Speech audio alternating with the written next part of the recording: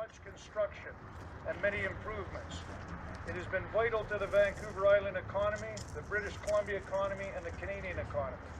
You can hardly be a Pacific Rim economy without a dry dock on the Pacific Ocean. We support the operation of the graving dock and the people who work here. We're trying very hard not to interfere with the work being done by other trades by our rally today. However, we are here today because our government has broken its social contract with Canadians. Right now, there are 25 workers from China that have been brought over to erect a new crane at the graving dock. Our government is investing in infrastructure projects in order to help stimulate the economy and employ Canadian workers. Yet here in Victoria, they've decided it is okay to bring in Chinese workers to do jobs that should be done by unemployed Canadians. Now, this isn't a case where temporary foreign workers are being used because Canadians aren't available. We have seen unemployment of up to 50% in our trade on Vancouver Island. It's unbelievable that our members with high unemployment and the federal government allows Chinese workers to do the work. What's even more of a travesty is that the Canadian ironworkers built the other cranes at the graving dock. This isn't a case where we don't have skilled workers available. Ironworkers have been building and erecting cranes in British Columbia for 106 years. Erecting cranes is what we do, and we do it well. We don't cut corners, we don't compromise on safety. We do the job on time and on budget. Yet none of this matters, because our federal government has opened the door and told multinational companies that they are welcome to not only manufacture offshore, but they can now come here, boots on the ground with foreign workers to take our jobs from us. This is a Canadian infrastructure project. Why are Chinese workers being brought to do work that fully qualified Canadian tradespeople who are currently unemployed can do? The government claims these Chinese workers have specialized skills and the crane can't be erected without them. You only have to compare our safety and construction record to that of the Chinese to know that that claim is false. The bottom line is that our federal government doesn't care. No other country allows foreign workers to come in and do jobs their own skilled workers are ready and able to do.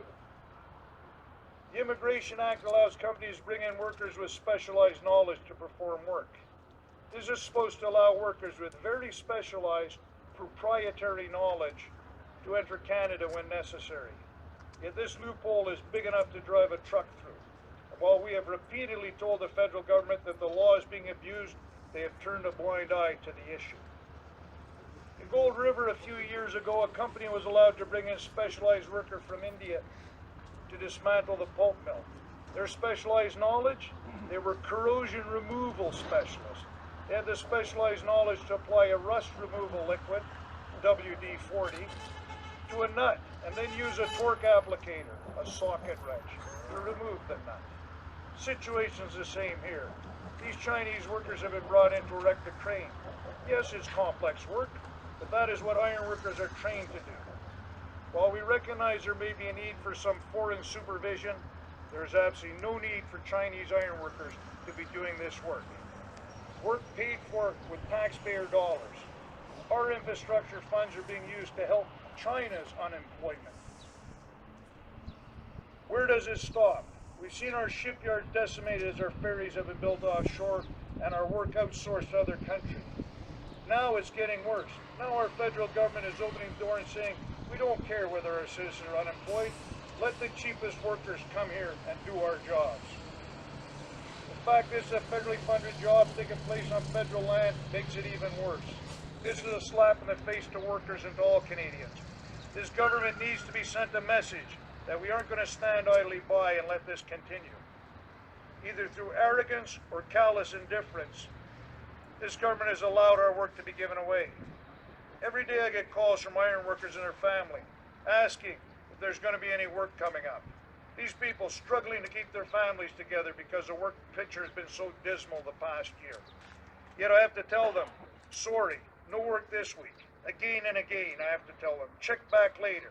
Maybe the work picture will improve.